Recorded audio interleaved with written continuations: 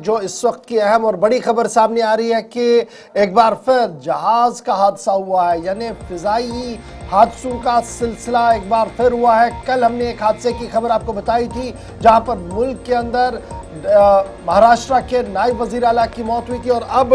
Colombia से इस वक्त की अहम और बड़ी खबर आ रही है जहां पर विमान हादसा, जहाज को हादसा पेश आया है और इस जहाज हादसे में तकरीबन 15 लोगों की अभी तक मौत की तस्दीक हो रही है। मुख्तलिफ खबरसां इदारों के मुताबिक कोलंबिया के अंदर जहाज को हादसा पेश आया है और इस हादसे के अंदर 15 लोग, जो इसके अंदर एक छोटा सा एयरक्राफ्ट था जिसमें 15 लोग सवार थे। नॉर्थ ईस्ट डिपार्टमेंट की तरफ से यह साफ कर दिया गया है कि ऑपरेशनल फ्लाइट डिपार्ट होने के बाद इसको जो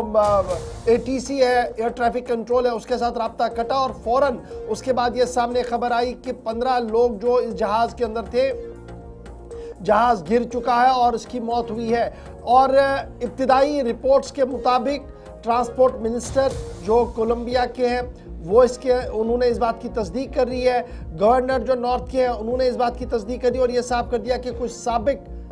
मेंबरान पार्लियामेंट और कुछ मौजूदा जो टॉप ऑफिशियल्स इस विमान के अंदर थे, इस जहाज के अंदर थे, जो इस हादसे का शिकार हुआ है। और इस तरीके से मुसलसल पिछले 2 दिन से यह दूसरी बड़ी खबर आई है। कल महाराष्ट्र के डिप्टी चीफ मिनिस्टर विमान हादसे में शिकार हुए और आज कोलंबिया से एक अहम और बड़ी खबर जो इस वक्त सामने आ रही है और स्टेट डिपार्टमेंट FARC का जो मिलिट्री विंग है उनकी तरफ से इस बात की वजाहत कर दी गई कि स्पेशल जहाज था, छोटा जहाज था जिसमें कुछ लोग सवार थे, तकरीबन 15 के करीब लोग सवार थे, जिनमें 13 मेंबरान थे और 2 क्रू मेंबर्स थे। ये सारे के सारे मर गए हैं और ये सिर्फ टेक ऑफ के बाद सिर्फ 9 मिनट के अंदर अंदर, जब ये जहाज शेड्यूल के तहत चल रहा था, विद इन 9 मिनट्स इसको हादसा पेश आया और ये जहाज गिरकर तबाह हो गया है। 15 लोगों की मौत की तस्दीक इस वक्त सामने आ रही है। एक खबर आपके सामने, 15 अफराद की ऑफिशियली कंफर्मेशन हो गई है, मारे जाने की खबर सामने आई थी